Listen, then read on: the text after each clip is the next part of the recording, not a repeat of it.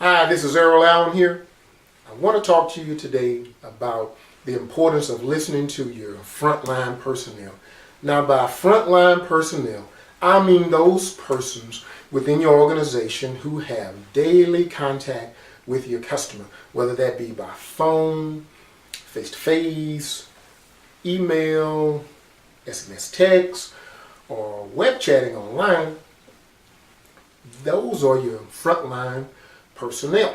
Now somebody might ask, Errol, why is it important for me to listen to my frontline personnel? Glad you asked. Here's 3 reasons why. The first one is they're the face of your company to your customers.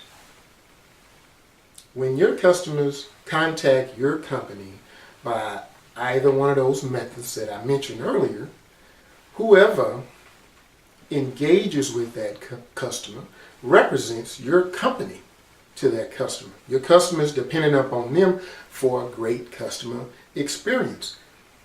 And in engaging with the customer, your frontline personnel collect valuable insights as to how the customer feels about your product or service, whether that be positive, yeah, I love it, or negative, hey, I'm having some issues with it, or I have some concerns.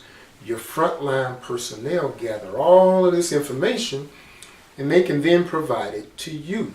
But you have to engage with your frontline personnel proactively and encourage them to engage with you as an owner or a manager or a supervisor. You have to encourage that engagement and then listen to the information they're providing you with and take that information and do something with it. So that's reason number 1, because they're the face of your company to the customer. Now, reason number 2 is they have solutions.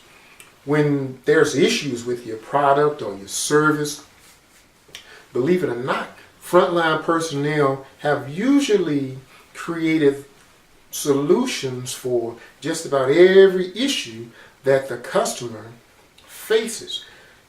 So once again, because they're the face of the company, they provide solutions to the various issues or concerns for the customer. So it's important for you, once again, to engage with your frontline personnel so that they can share information with you about the issues that your customers are having with the product or service, so that you don't become overwhelmed with issues.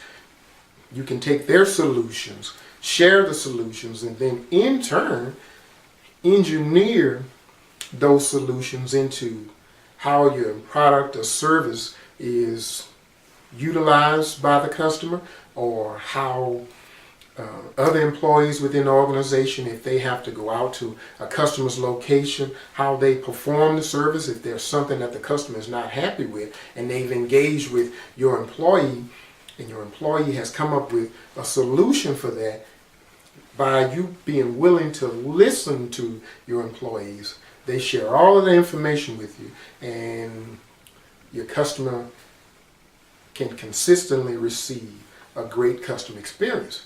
Now, the third reason is, and this is probably the most important, your frontline personnel are human. And every person on this earth wants to feel appreciated. They don't want to be taken for granted. Now, I hear people say, hey, Errol, you know what? Anybody can answer a phone, or anybody can stand up and talk to a customer. To a certain extent, that's true. You can answer the phone, but do you know what to do with that call after you answer the phone? When a customer presents an issue or they need information, can you provide whatever it is they need in a professional manner? When a customer is angry, not everybody has the right demeanor to deal with angry customers. I'll say that again. Not everybody has the right demeanor to deal with an angry customer. So it's important that you remember your frontline personnel are human. Spend time with them to see what it is they encounter when dealing with your customers. Schedule regular time to spend with your frontline personnel as they service the customer. And then you jump in there and service the customer too. So you can see what it feels like from their perspective to service a customer.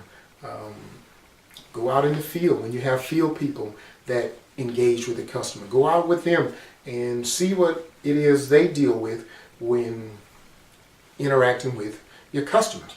Don't ever forget, your frontline personnel are human. They want to feel appreciated. They want to feel valuable. And it's up to you as a business owner or a manager or a supervisor to make sure that your people feel appreciated. Now remember, the 3 reasons why you should listen to your customer. They're the face of your company to your customer. They hold solutions for customer issues or concerns. And they're just human. I'm Errol Allen. That's your customer service tip for today. I'll see you the next time.